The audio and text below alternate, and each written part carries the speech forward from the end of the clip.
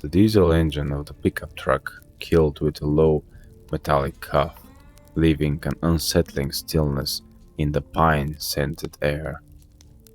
John Miller stepped out onto the damp soil of the Black Mesa timberland, the soles of his hunting boots sinking slightly into the soft earth.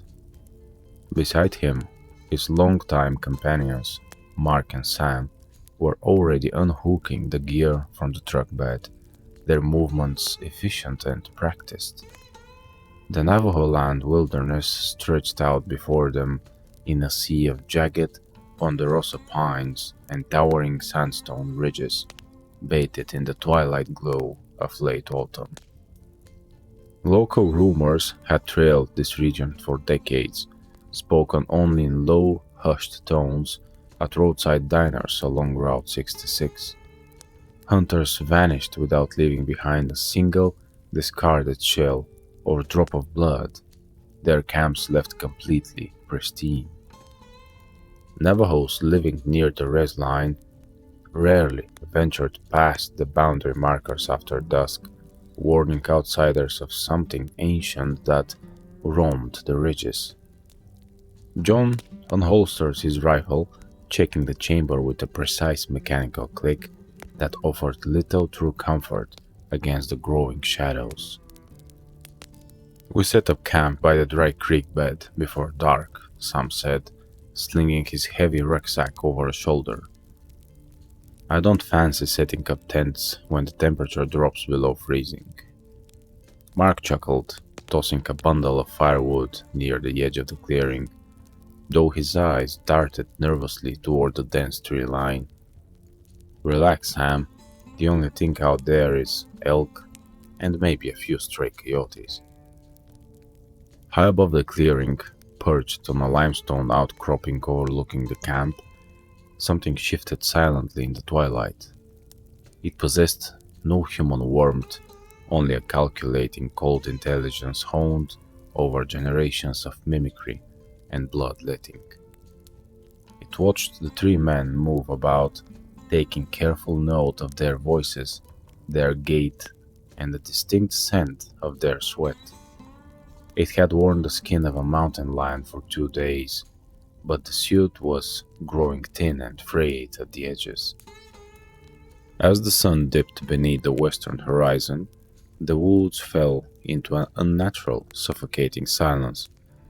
The usual nocturnal chorus of crickets, tree frogs, and night birds vanished instantly, as if choked out by an unseen weight.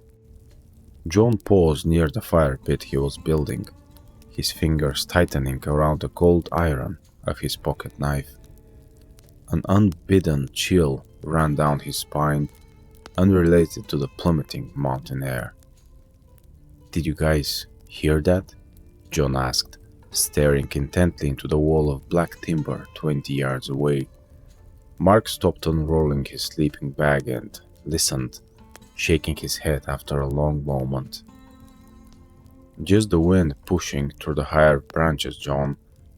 But John knew the movement of the wind, and the wind did not step on dried pine needles with rhythm.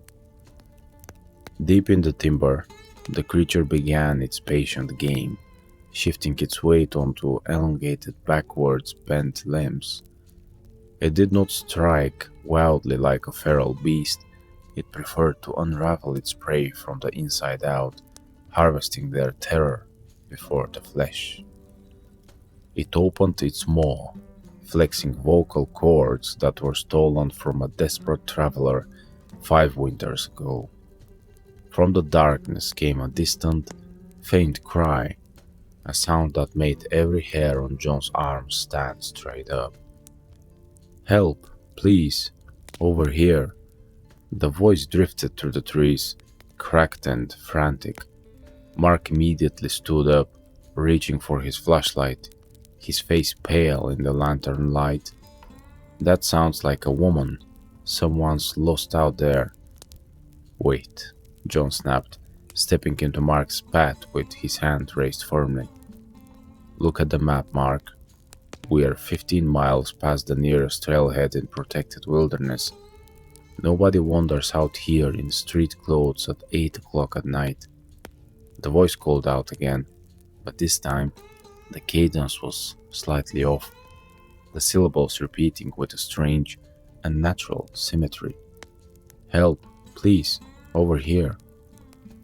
High in the canopy, the creature adjusted its posture, satisfied to see the seeds of confusion taking root in the camp below. It knew the rules of engagement well. It would wait for the fire to die down to embers. Patience was its greatest weapon, and tonight the forest belonged entirely to the witch. The campfire flickered weak and low, casting long erratic shadows against the surrounding pines as midnight settled over Black Mesa. Mark had reluctantly conceded to John's caution, but the tension in the camp remained thick enough to choke on. Sam sat on a fallen log, his hands clamped around a tin cup of lukewarm coffee, his knuckles white in the dim light. Every crack of a dry twig or shifting branch made all three men snap their eyes toward the black curtain of trees. "I'm going to step out to answer nature's call," Sam muttered, standing up stiffly and grabbing his rifle from where it leaned against the tent pole. "Don't go past the dry creek," John warned, watching his friend step into the immediate shadows beyond the lantern's ring. "Keep your flashlight on and stay within earshot," Sam nodded, his breath billowing into pale clouds before he disappeared behind a clump of scrub oak. 50 yards away, crouching in the fork of a massive ponderosa pine, the entity smelled Sam's fear as clearly as copper in the rain. It dropped silently to the forest floor, its landing cushioned by centuries of accumulated pine needles. The mountain lion pelt fell away like a discarded rag, revealing a gaunt, impossibly long-limbed shape bathed in pale, gray hide. Its yellow eyes reflected the distant glow of the campfire with a cold, predatory hunger. Sam unzipped his jacket, shivering as the night wind bit through his flannel shirt. A sound behind him made him freeze, a soft, dry scraping, like fingernails dragging across rough bark. He whipped his flashlight around, the beam cutting through the fog, but found only the empty trunks of ancient timber. "John, Mark, you guys playing around?" Sam called out, his voice wavering slightly in the stillness. Then, from directly above him, came a response in his own voice, exact in tone, pitch, and accent. "John, Mark, you guys playing around?" Sam's jaw went slack as he tilted the flashlight beam upward into the pine branches overhead. Instead of a man, he met the gaze of something with human-like features stretched horribly taut over a skull that was entirely wrong. Before he could scream or raise his rifle, a heavy pale limb shot down with blinding speed. Back at the campsite, John looked down at his watch. 10 minutes had passed since Sam had left the fire ring. "He's taking too long," John said, standing up and grabbing his 12-gauge shotgun from the bed of the truck. "Sam, get back here," Mark shouted into the darkness, but the woods returned only a hollow, echoing silence. John clicked off the shotgun's safety, stepping carefully toward the thicket where Sam had walked minutes earlier. "Sam, answer me," John called out again, his boots crunching on the frozen ground. From 20 yards ahead, deep within the darkness of the dry creek bed, a flashlight beam flickered on. Sam's figure emerged from behind a boulder, walking toward them with a stiff, uncoordinated stride. "Sorry guys, dropped my keys in the brush," Sam's voice drifted through the cold air. Mark let out a heavy sigh of relief, stepping toward, but John reached out and yanked him back by his shoulder harness. "Look at his hands, Mark," John whispered, his voice trembling with a sudden icy clarity. The figure approaching them was carrying Sam's rifle, but its fingers wrapped around the barrel upside down, bent at angles no human joint could accommodate. Furthermore, the boots on its feet made no sound against the dry leaves as it walked. "That's not Sam," John hissed, bringing the shotgun up to his shoulder and centering the bead of the creature's chest. The thing stopped 5 yards outside the firelight, tilting its head at a sickening 90-degree angle. Its mouth opened wider than any jaw should open, and Sam's voice poured out of it, laced with a wet, raspy static. "Help, please, over here."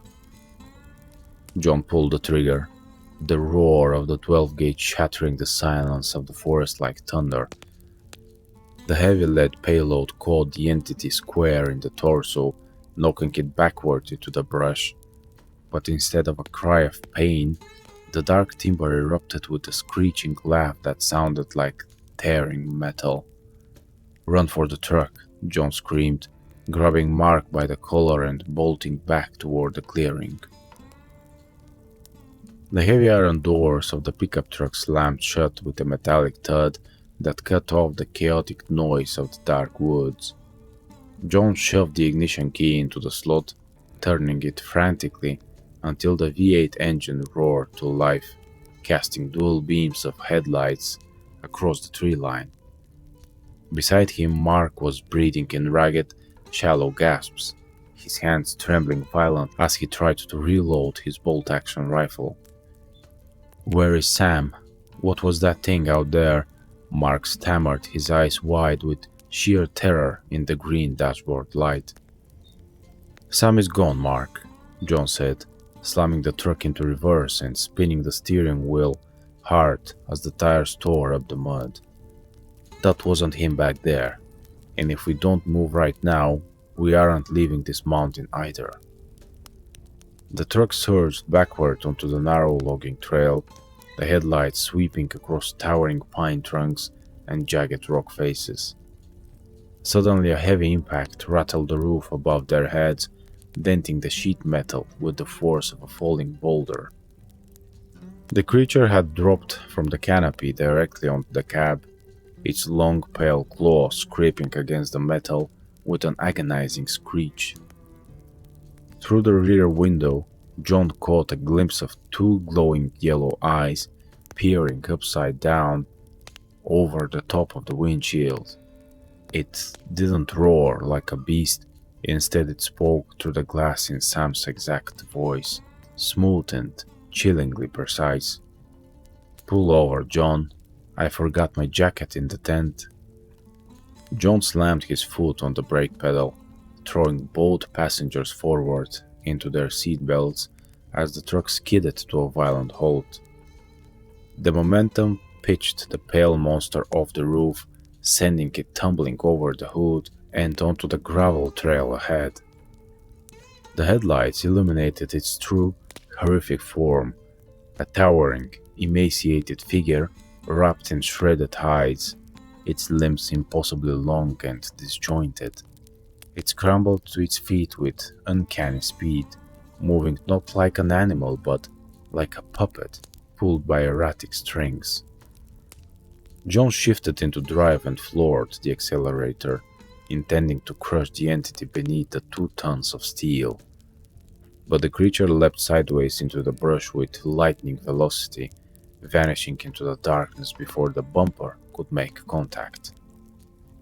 The truck sped down the winding mountain path, branches slapping against the side mirrors like desperate, grasping fingers.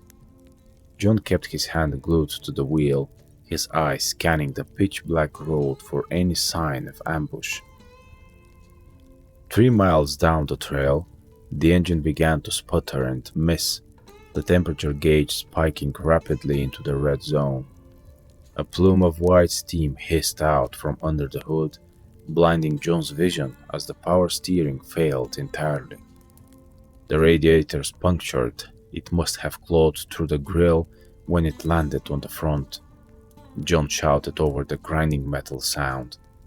He managed to coast the dying vehicle into a small clearing near an abandoned miner's cabin before the engine ceased completely. Darkness and silence instantly engulfed the cabin of the truck as the headlights died out, leaving them stranded in the black wilderness. "We have to run for the cabin," John whispered, grabbing his shotgun and a heavy brass flashlight from the glove compartment. "On three, open your door and make a break for the porch. Don't stop for anything." Mark nodded weakly, swallowing hard as he gripped the door handle with numb fingers. They burst out of the truck simultaneously, their boots pounding across the frozen earth toward the weathered wooden cabin. From the surrounding forest, multiple voices began calling out at once. Sam, Mark, and even John's voice echoed from different directions. "Where are you going? Help me. It's cold out here."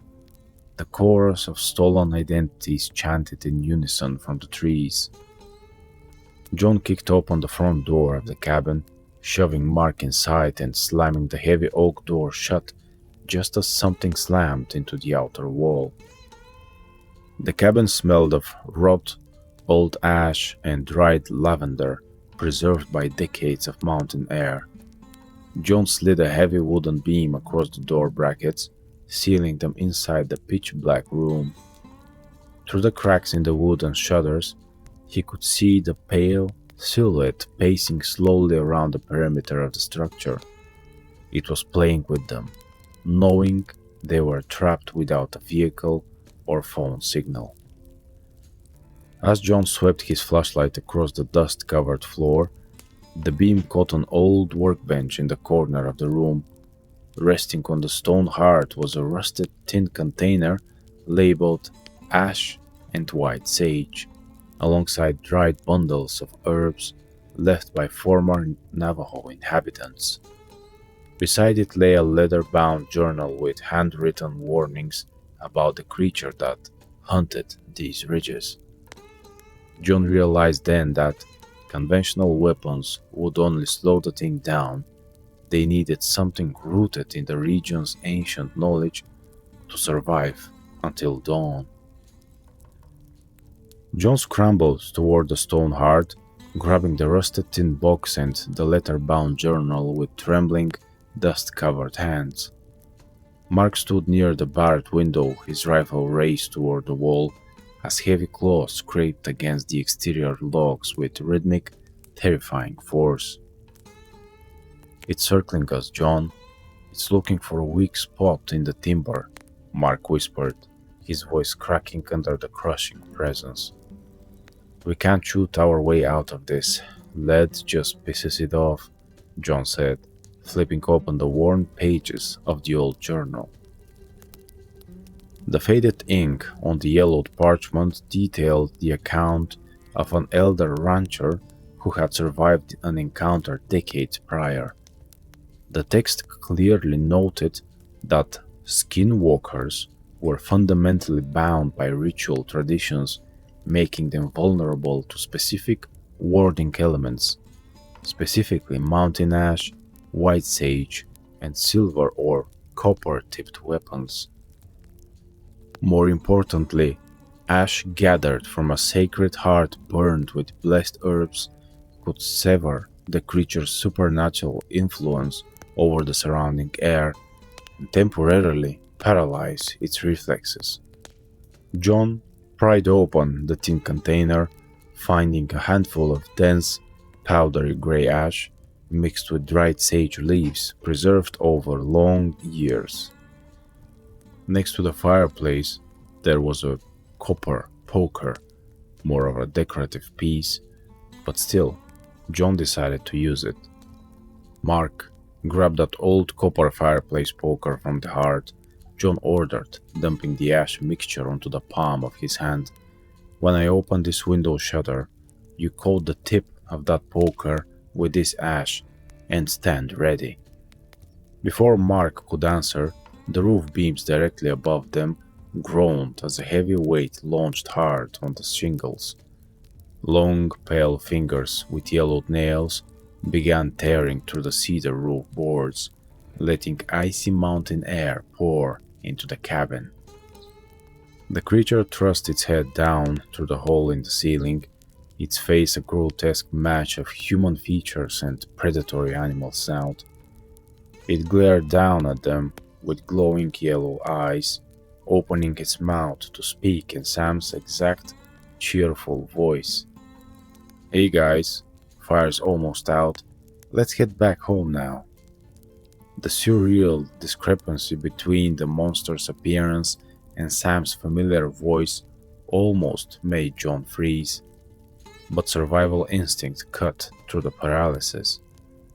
John flung the handful of mountain ash and white sage directly into the creature's open maw and wide eyes. The moment the blessed powder made contact with its flesh, the Skinwalker erupted into a high-pitched, agonizing shriek that rattled the cabin windows. Dark, viscous smoke hissed off its snout as the ash burned deep into its skin, severing its connection to its stolen voices.